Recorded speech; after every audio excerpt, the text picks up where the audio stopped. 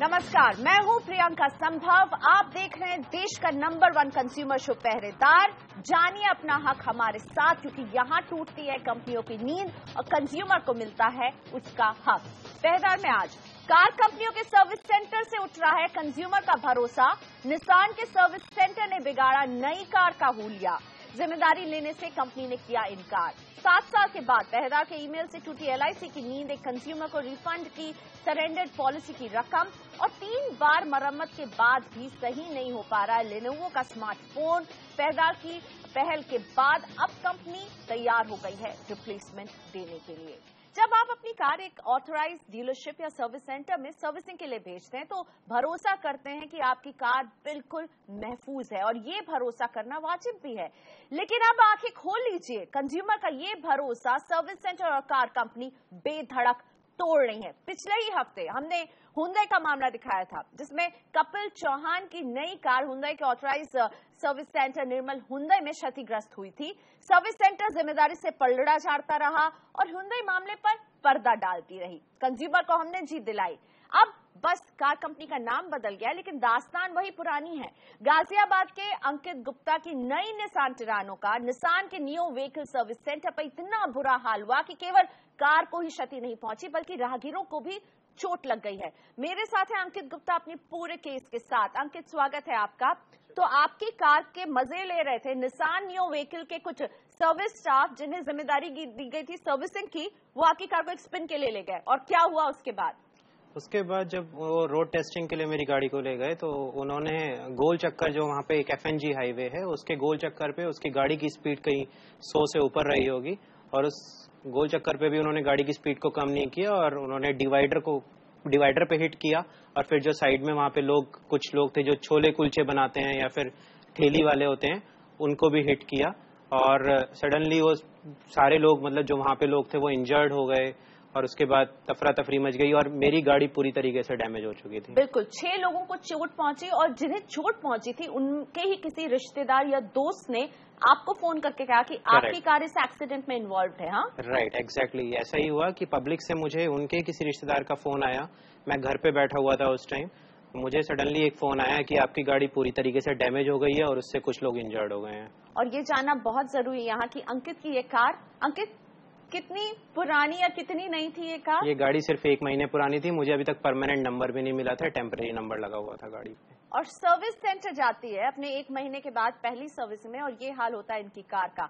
इस हाल के बाद सर्विस सेंटर और कंपनी का क्या रवैया रहा? अंकित, सर्विस सेंटर माफी तो मांग रहा होगा कम से कम आपसे, या माफी भी नहीं मांग रहा था? माफी तो नहीं, उन्होंने ये बोला कि ठीक है, हम लोग इस पे कार्रवाई कर रहे हैं, आप अपने घर पे बैठिए, हम आपसे बाद में बात करते हैं, और इस दौरान हम लोग सब कुछ सेटल करेंगे, सब लोगों से बात करेंगे।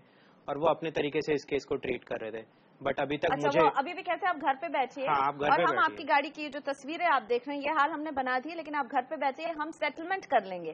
सेटलमेंट क्या किया, और कंपनी निसान इस पूरे मामले पे कैसे रिएक्ट करती रही अपने कंज्यूमर के साथ? अंकित, जिस दिन ये हादसा हुआ, मैंने उसी दिन सबसे पहले एक मेल निसान कस्टमर केयर को डाली, बट मुझे 2 दिन तक कोई मेल का रिप्लाई नहीं आया। इनफैक्ट कोई कॉल भी नहीं आया। सडनली मुझे कस्टमर केयर से एक कॉल आता है कि सर आप केस को बताइए। मैंने उनको कहा कि केस मैं ऑलरेडी एक्सप्लेन कर चुका हूँ। फिर भी मैंने उनको एक्सप्लेन किया, तो उसके बाद वो कहते हैं ठीक है, हम आपके पास वापस लौटेंगे। फिर 3 दिन बाद फिर से फोन आता है, सर आपका क्या रहा, आपका केस सॉल्व हुआ या नहीं हुआ। मतलब वो सॉल्व करने की कोशिश नहीं कर रहे थे, आपसे मतलब वो लोग बस कोऑर्डिनेट कर रहे थे। सर्विस सेंटर कह रहा था हम सेटल कर रहे हैं, और सर्विस सेंटर ने सेटल भी किया। वो लोग जो क्षतिग्रस्त हुए थे उनका अस्पताल में इलाज किया, उन्हें कुछ पैसे दिए, यानी उनका मुंह बंद कराने के लिए कुछ पैसे दिए। पुलिस से मामला सेटल कर दिया निसान नियो ने, लेकिन अंकित से मामला सेटल नहीं हो पाया। कंपनी सिर्फ कॉल करके पूछ रही थी कि क्या हुआ, ये कुछ कदम नहीं उठा रही थी इसे सुधारने के लिए या सर्विस सेंटर नियो निसान की खबर लेने के लिए। नियो निसान आपके साथ कैसे पेश आ रहा था? आपके साथ क्या उसने आपको एक तरह से क्या कहा, वो क्या करके देगी, और आप उनके सोल्यूशन से खुश नहीं हैं? सबसे पहले मैंने, जिस दिन मेरी गाड़ी के साथ हादसा हुआ, मैंने नियो निसान से यही बोला कि मुझे नई गाड़ी चाहिए, क्योंकि मेरी गाड़ी सिर्फ 1 महीने पुरानी है और मैं इस एक्सीडेंटल कार को रिपेयर करने में बिल्कुल इंटरेस्ट नहीं हूँ, उसको चलाने में भी इंटरेस्टेड नहीं हूँ। उसके बाद उन्होंने उस रिक्वेस्ट को उस टाइम बोल दिया कि ठीक है देखेंगे, पहले हम लोग ये इंजर्ड लोगों के साथ सेटलमेंट्स कर रहे हैं। सडनली जब ये सेटलमेंट्स हो गया इंजर्ड लोगों के साथ, फिर उनका फोन आया मेरे पास कि हम बैठ के बात करते हैं। बैठ के उन्होंने मेरी रिक्वेस्ट को बिल्कुल डिनाई कर दिया कि हम रिप्लेस नहीं करेंगे। उसके बदले में जो उन्होंने मुझे प्रपोजल ऑफर किया वो ये था कि हम आपको कुछ कैश बेनिफिट देंगे। वो कैश बेनिफिट था 50,000 रुपये, और उसके साथ हम आपको 2 साल की एक्सटेंडेड वारंटी दे देंगे, आपको कुछ सर्विसेज फ्री दे देंगे 4 साल के लिए, जिसमें लेबर कॉस्ट 0 होगी। That's it, this was only. लेकिन नई कार को इस तरह से चोट लग जाए, मतलब ये हालत हो गई है कार की कि कहीं से ये नहीं लग रही है, यहाँ तक कि इस पे टेम्पररी नंबर लगा हुआ था। और ये जो चोट हमें सिर्फ बाहरी चोट दिख रही है, अंदर इसके इंजन को किस तरह का डैमेज हुआ है और किसी पुर्जे पर किस तरह का डैमेज हुआ है, इसका आकलन अभी तक नहीं हुआ है। तो नई कार चकनाचूर हो गई है, सामने का हिस्सा पूरी तरह से डैमेज है और अंकित के साथ सेटलमेंट किया जा रहा है। अंकित की मांग है कि उन्हें मिलनी चाहिए नई कार, लेकिन अंकित को अब नई कार नहीं मिल रही है क्योंकि निसान बतौर कंपनी इनसे कोई बात नहीं कर रहा है। सर्विस सेंटर इनके बीच में सारी सेटलमेंट कर रहा है। निसान आगे आया एक भी बार? अंकित निसान कुछ आगे नहीं आया, वो बस मेरे और डीलर के बीच में एक कोऑर्डिनेटर का काम कर रहा था, दैट्स इट। लेकिन अब आप मजबूर हैं यही सेटलमेंट मानने के लिए, आप तैयार हो गए हैं इसी सेटलमेंट को लेने के लिए? मेरे पास मुझे कोई और ऑप्शन नजर नहीं आ रहा है। मैं किसके पास किसको ऑफर कर सकता हूँ, किसके लिए हेल्प मांग सकता हूँ? CNBC मुझे एक पहरेदार, मुझे एक ऐसा ऑप्शन मिला जिसमें मैंने एटलीस्ट, मुझे ट्रस्ट था कि हाँ एटलीस्ट वो लोग मेरे पास आएंगे, वो लोग डीलर के पास जाएंगे और कुछ करेंगे, और केवल एक यही भरोसा था जो मुझे यहाँ पे लेके आया। और सीरियसली इस बात में कोई दो राय नहीं है कि केवल सारे माध्यम में मैंने जितने माध्यम ट्राई करे उसमें केवल एक CNBC पहरेदार ही एक ऐसा था जो डीलर के पास भी मेरी आवाज को पहुंचाया और मेरे पास भी लौट के आया। तो मुझे केवल एक यहीं से भरोसा मिला, इसके अलावा मुझे कहीं पे कोई विश्वास नहीं था। अंकित, शुक्रिया हमारे स्टूडियो में आने के लिए। जो सोल्यूशन आपको मिल रहा है, मुझे पता आप उससे खुश नहीं है, लेकिन आप उस सोल्यूशन ले रहे हैं क्योंकि ये है एक मजबूर कंज्यूमर, और यही होता है।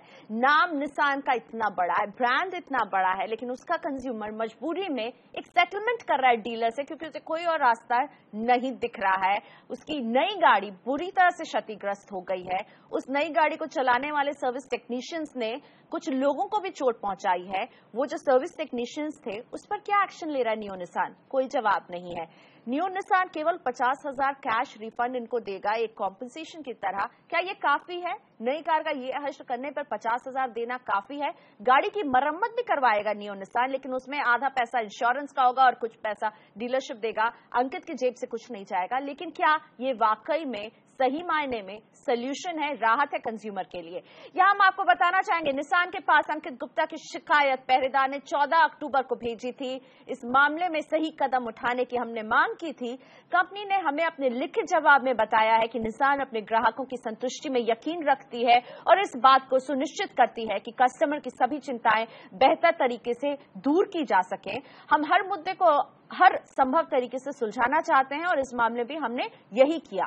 तो ये है निसान का लिखित जवाब, लेकिन कंज्यूमर कुछ सवाल उठा रहा है कि निसान चुप बैठी रही और डीलर इनके साथ बस निगोसिएशन के नए दौर छेड़ता रहा, और अब एक ऐसे निगोसिएशन के पॉइंट पर पहुंच गए जहां कंज्यूमर संतुष्ट नहीं है, लेकिन उसे डीलर के सामने अब घुटने टेकने पड़ेंगे क्योंकि इसके आगे कोई रास्ता नजर नहीं आ रहा है। लेते हैं एक ब्रेक। यहां पर ब्रेक के बाद 7 साल से LIC का एक कंज्यूमर कर रहा था अपने रिफंड का इंतजार, पहरेदार ने तोड़ी कंपनी की नींद।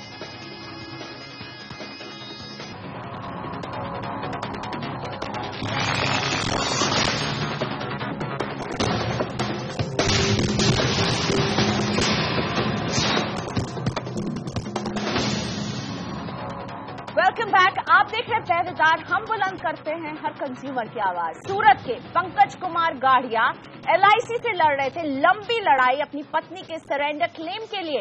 पंकज जी की पत्नी के पास LIC की एक पॉलिसी थी, इन्होंने 2008 में से सरेंडर कर दिया था। कायदे से ये रकम इन्हें 3 महीने, ज्यादा से ज्यादा 6 महीने में मिल जानी चाहिए थी, लेकिन 7 साल का वक्त गुजर चुका है और इन्हें अभी तक इस रकम का इंतजार ही रहा है। इस इंतजार को पहरेदार ने खत्म जरूर किया है, लेकिन कितनी लंबी लड़ाई रही जानते हैं पंकज जी से जो हमारे साथ सूरत से जुड़ रहे हैं। नमस्ते पंकज जी, स्वागत है आपका। कितनी रकम थी इस सरेंडर वैल्यू की और आपको कितना लंबा इंतजार करना पड़ा? क्या क्या हुआ आपके साथ? आप लगातार फॉलो अप करते रहे हैं इस पूरे मामले को? मेरे पास एक LIC की पॉलिसी थी, वो जो सरेंडर मैंने की थी जुलाई 2008 में, और मुझे उनके पैसे जैसे आपने बताया 2-3 महीने में मिल जाने चाहिए थे, लेकिन वो मेरे पैसा हमारे अकाउंट में जमा नहीं हुए और नहीं तो चेक हमको मिला।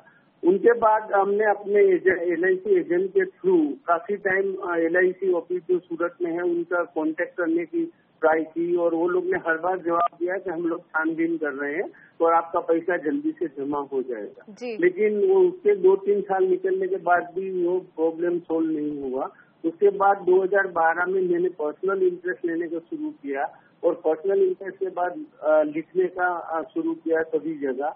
तो उनमें LIC के अपनी जो ग्रेवियंस सेल है उसमें भी मैंने लिखा, और उनके बाद भी उनका कोई इतना जवाब नहीं मिला था। लेकिन बाद में सितंबर में मैंने आपकी चैनल का ये प्रोग्राम, पहरेदार प्रोग्राम देखा, और उन्होंने देखा कि इसी तरह से लंबे कोई प्रॉब्लम होते हैं उनमें आप मदद करते हैं, और उसकी वजह से पैसे मिलने में थोड़ी सहूलियत रहती है।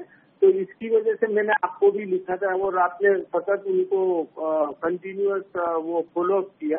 तो क्या हुआ कि सितंबर के बाद मुझे वो रकम अभी 8 दिन के पहले वो रकम मेरे वहाँ बैंक के अकाउंट में वो जमा। चलिए, बहुत ही मुबारक हो आपको मुबारक हो सर, आप राहत की सांस ले रहे हैं। लेकिन एक बहुत ही इंटरेस्टिंग रहा, जब आपने फॉलो अप करना शुरू किया तो एक ऐसा भी पॉइंट था जब LIC ने कह दिया कि हमने ये अमाउंट आपको दे दी है, आपके अकाउंट में डाल दिया, लेकिन ऐसा कुछ नहीं हुआ था। हाँ जी, उसमें ऐसा था कि वो लोग कह रहे थे कि आपके अकाउंट में वो हो गया। हमने बैंक अकाउंट का पूरा जो जेरोक्स था वो उनको बताया कि भाई देखिए, अगर होता तो आप जो भी महीना कह रहे हैं वो महीने में आप देख लीजिए कि हमारे अकाउंट में, और हमारे पास एक ही अकाउंट है मेरी बहन का। तो उन्होंने वो बात भी नहीं मानी। तो फिर हमने उनको ये रिक्वेस्ट की, तो बताइए कि जो बैंक से वैसे ट्रांसफर हुए थे वो बैंक का नाम दीजिए, आप बैंक को आप लेटर लिख के उनका मैं फॉलो अप करके आपको बता दूं कि वो पैसे हमारे खाते में जमा नहीं हुए। लेकिन ये आपने साबित कर दिया कि आपके अकाउंट में ये पैसे नहीं आए, लेकिन LIC फिर भी दावा कर रहा था कि नहीं हमने पैसे दे दिए। चलिए, आपको पैसे जमा कर दिए, और चेक नंबर भी दे रही थी। अब 25,733 का ये रकम आपको वापस मिल गई है। कोई ऐसा पॉइंट था पंकज जी, आपको लग रहा था ये पैसे नहीं मिलेंगे, लेकिन हमारी टीम लगी रही कि आपको ये पैसे मिले और आपको मिल गए, लेकिन कभी आपने हिम्मत हारी? हाँ जी, आपको ऐसा लगने लगा था पैसे डूब गए हैं कहीं? हाँ जी, हमको पक्का लग रहा था कि ये पैसे मिलने वाले ही नहीं। मेरी वाइफ को भी लग रहा था कि ये पैसे आएंगे ही नहीं, अभी वो गए हमारे पैसे। लेकिन आपकी टीम का जो सपोर्ट मुझे रहा, और आपने जो कंटिन्यूअस उनको फॉलो अप किया, मेरे साथ भी कोरेस्पोंडेंस किया और उनके साथ LIC के साथ भी कोरेस्पोंडेंस किया, उनकी वजह से वो लोग प्रेशर में आके फाइनली उनको ये रकम मुझे देनी पड़ी। चलिए, बहुत मुबारक हो। ये रकम तो पंकज जी को जरूर मिल गई है, लेकिन एक सवाल अभी भी बाकी है कि 25,733 रुपए 7 साल की डिले के बाद मिलते हैं, तो ये जो डिले रहा इसमें ब्याज भी बनता है। क्या LIC को ये रकम भी इन्हें नहीं अदा करनी चाहिए?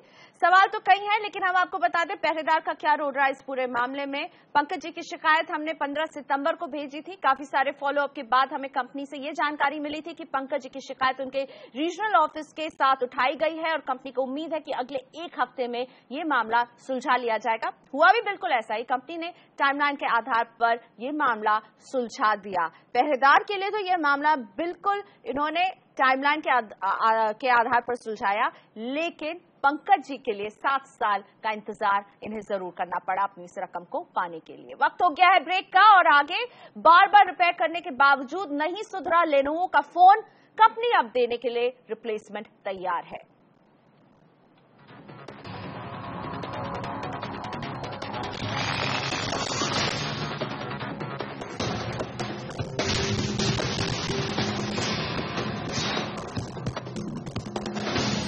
वेलकम बैक, आप देख रहे पहरेदार। रहिए हमारे साथ और बुलंद कीजिए अपने हक की आवाज, जैसा कि किया है राजकोट के जगदीश सिमरिया ने। ये LG से बेहद परेशान थे। इनका टीवी 2 साल पुराना था, और LED टीवी में जो खराबी आई थी उसे LG ठीक नहीं कर पा रही थी, क्योंकि LG की दलील थी कि उसके पास वो पार्ट मौजूद नहीं है। इसके बाद ये बात तय हुई कि इसके एवज में LG इन्हें नया टीवी देगी, लेकिन जब नया टीवी इन्हें डिलीवर हुआ तो वो टूटा हुआ था, और कंपनी अपनी इस दोहरी भूल को सुधारने के लिए कुछ नहीं कर पा रही थी। जगदीश जी बार बार उनके लोकल सर्विस स्टेशन से बात कर रहे थे, कभी LG के कॉल सेंटर में फोन कर रहे थे। हमारे साथ हैं जगदीश जी फोन लाइन पर। मामला बहुत लंबे समय तक यूं ही पड़ा रहा। जगदीश जी, स्वागत है आपका। क्या हो रहा था जब आप LG से बात करने की कोशिश कर रहे थे, समझाइए। मैंने LG कस्टमर सर्विस से भी कॉल किया और जो डिलीवर करने आए थे कस्टमर सर्विस वाले उन लोगों के साथ भी मैंने बात किया कि ये टूटा हुआ टीवी मिला है हमको, इसका अभी क्या प्रोसेस करना है। और उन लोगों ने बोला हमको कि आपको वेट करना होगा, हम उसका इंश्योरेंस प्रोसेस एक बार चालू कर देते हैं और आपको 1 दिन में रिप्लेस कर देंगे। और मैंने 2 दिन बाद उसको वापस फोन किया LG कस्टमर सर्विस में और यहाँ पे राजकोट सर्विस अथॉरिटी पे भी, तो वो लोग वही बोल रहे थे कि आपका इंश्योरेंस का क्लेम प्रोसेस में ही है और आपको थोड़ा बहुत और रुकना पड़ेगा। पर मैंने 10 से 15 दिन रुका, पर फिर भी उन लोगों को कोई कॉल भी नहीं आया। वो दिन तभी आया जब आपको एक सही सलामत अवस्था में टीवी मिला, जब पहरेदार ने आपकी आवाज उठाई? जी हाँ, अब मैंने पहरेदार में कॉल किया था और दूसरे दिन ही उन लोगों ने मेरा टीवी एक्सचेंज कर दिया था। अच्छा, इतनी जल्दी? बहुत ही फास्ट रिलीफ आपको मिल गया पहरेदार के मामला उठाते ही? जी हाँ, thank you so much for the help. Thank you Jagdish ji हमसे बात करने के लिए। हमें खुशी है कि आपको सही सलामत टीवी फाइनली डिलीवर हुआ पहरेदार के मामला उठाने के बाद।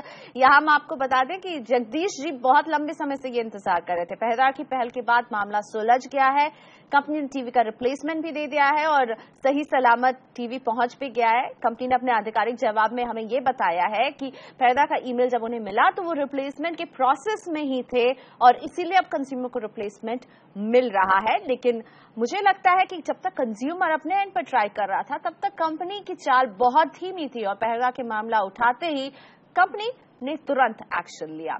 अगला केस हमारे पास है मुंबई के राजेश दर्जी का। ये परेशान रहे हैं लेनोवो से। राजेश जी का आरोप है कि लेनोवो खराब मोबाइल फोन को जबरन ठीक कर करके उन पर थोपे जा रहा है। राजेश जी का फोन करीब 6 बार सर्विस सेंटर के चक्कर काट चुका है, ठीक नहीं हुआ है और लेनोवो का दावा है कि वो इसे एक बार फिर से ठीक ही करेगी, जबकि राजेश जी को अब ये रिपेयर्ड फोन बिल्कुल भी नहीं चाहिए। मेरे साथ है राजेश दर्जी मुंबई से। नमस्ते राजेश जी, लेनोवो से क्या नाराजगी है? क्यों आप फोन फिर से रिपेयर नहीं करवाना चाहते? क्यों आप तंग आ गए, बताइए। ओके मैम, ऑलरेडी मैं लास्ट 2 मंथ से मुझे 6 बार दिक्कत आ चुका है फोन में और मैं 6 बार विजिट कर चुका हूँ सर्विस सेंटर का, ठीक है जी। और उन्होंने 3 बार मदरबोर्ड रिप्लेस करके दिया। उसके बाद भी फिर मेरे को सेम प्रॉब्लम, मेरा प्रॉब्लम सॉल्व नहीं हो रहा था। हाँ हाँ। उसके बाद मैंने लास्ट जब सर्विस सेंटर में दिया उसके 1 महीने बाद 1 महीने तक नहीं मुझे कोई कंपनी से फीडबैक आया, नहीं सर्विस सेंटर से फीडबैक आ रहा था। सर्विस सेंटर ने बोल दिया था कि हम आपका फोन रिपेयर करके अभी आपको नहीं देंगे। अच्छा, ये भी बोल दिया कि नहीं देंगे? क्यों क्यों क्यों नहीं देंगे? वो बोल रहे थे कि ऑलरेडी हमने आपका 3 बार मदरबोर्ड रिप्लेस कर चुका है, तो हम आपको रिपेयर करके नहीं देंगे। अच्छा, अब फोन आपको देंगे ही नहीं? वो सर्विस सेंटर वाले नहीं देंगे, रिपेयर करके नहीं देंगे, आपको चाहिए तो इसे ही लेके जाओ। अच्छा, जिस हालत में उसमें आप ले जाइए, अब आपको रिपेयर्ड फोन नहीं मिलेगा। ऑलरेडी आपका 3 बार मदरबोर्ड रिप्लेस हो चुका है, तो हम आपका रिपेयर करके नहीं देंगे। तो उसके लिए मैंने फिर कंपनी में मेल किया, तो कंपनी से भी मुझे कोई फीडबैक नहीं आ रहा था, उसका कोई आंसर नहीं आ रहा था। तो उसके बाद मैंने पहरेदार को मेल किया, तो पहरेदार ने शायद कंपनी को वहाँ पे फोन किया रहेगा जी, या तो आपने बात किया, आपका कंपनी से बात हुआ रहेगा। तो उसके बाद उससे से मुझे फीडबैक आया, कंपनी से फोन भी आया, फीडबैक भी आया कि आपका फोन आपको हम रिप्लेस करके दे रहे हैं। अच्छा, तो मेरा कहना वही है कि ऑलरेडी तो मैंने उम्मीद छोड़ ही चुका था, लेकिन बिकॉज ऑफ पहरेदार मुझे मेरा फोन रिप्लेस करके भी मिल रहा है। रिपेयर करके मिल रहा है, रिप्लेस फोन मिल रहा है आपको? रिप्लेसमेंट मिल रहा है आपको। चलिए, तो सर्विस सेंटर आपके फोन को लेकिन अभी तक ठीक नहीं कर पाया था, लेकिन उसने हाथ खड़े कर दिए कि हम 3 बार मदरबोर्ड बदल चुके हैं, 3 बार इसे ठीक कर चुके हैं, अब हम 7वीं बार इसे ठीक भी नहीं करेंगे, ये कह रहा था सर्विस सेंटर लेनोवो का। Yes ma'am. और उसके बाद सभी चुप हो गए, सर्विस सेंटर ने भी आपसे बात करना बंद कर दिया, लेनोवो ने भी आपसे बात करना बंद कर दिया? नहीं, फीडबैक हाँ, कंपनी को मैंने कितना मिल गया, 5 से 6 बार मिल गया, कोई फीडबैक नहीं आ रहा था कंपनी से भी। ओके, लेकिन हमने जब मामला उठाया तो बात बदल गई राजेश जी। यस मैम, दूसरे दिन ही मुझे फीडबैक तुरंत आया, कंपनी से भी आया, कॉल भी आया, फीडबैक मेल भी आया कि हम आपका भी रिप्लेसमेंट का प्रोसेस चालू कर रहे हैं। अभी तक मेरा रिप्लेस हुआ नहीं है, लेकिन पूरा प्रोसेस आपका चालू है रिप्लेसमेंट का। चलिए, बहुत खुशी है कि चलिए आपको रिप्लेसमेंट मिल रहा है। राजेश जी, आप खुश हैं इस कदम से? यस मैम, मैं खुश हूँ, खाली बिकॉज ऑफ पहरेदार मुझे मिल रहा है, बस मैंने तो उम्मीद छोड़ दिया था मैम। नहीं, बिल्कुल उम्मीद तो बिल्कुल नहीं छोड़नी चाहिए राजेश जी। मुबारक कि आपको रिप्लेसमेंट मिल रहा है, हमें जरूर लिखकर बताइएगा जैसे ही आपके पास नया फोन आता है। थैंक यू हमसे बात करने के लिए। लेकिन राजेश जी ने जो आखिर में बात की कि मैंने उम्मीद छोड़ दी थी, क्यों छोड़े उम्मीद कंज्यूमर? अगर उसने पैसे चुकाए हैं तो उसका हक है कि उसे सही तरीके से काम करता हुआ प्रोडक्ट मिले, और वो जितनी बार खराब होगा ये भी कंज्यूमर का हक है कि वो कंपनी के सर्विस सेंटर जाएगा और जरूर जाएगा। पहरेदार की पहल के बाद कंपनी ने मामला सुलझा दिया है। जैसे राजेश ने हमें बताया, कंपनी अब इन्हें एक रिप्लेसमेंट दे रही है, यानी नया फोन देगी। इस फोन के बदले में कंपनी ने अपने आधिकारिक जवाब में पहरेदार को बताया कि ग्राहक को फोन के परफॉर्मेंस को लेकर परेशानी थी और जब भी इनको कोई परेशानी आई, सर्विस सेंटर ने हर बार मामले को सुलझाया जरूर है। हम भी मानते हैं मामला सुलझाया, लेकिन फोन में खराबी तभी बनी हुई थी। पहरेदार में आज बस इतना ही। हमें यही इजाजत दीजिए, अगले हफ्ते हम फिर हाजिर रहेंगे आपकी आवाज बुलंद करने।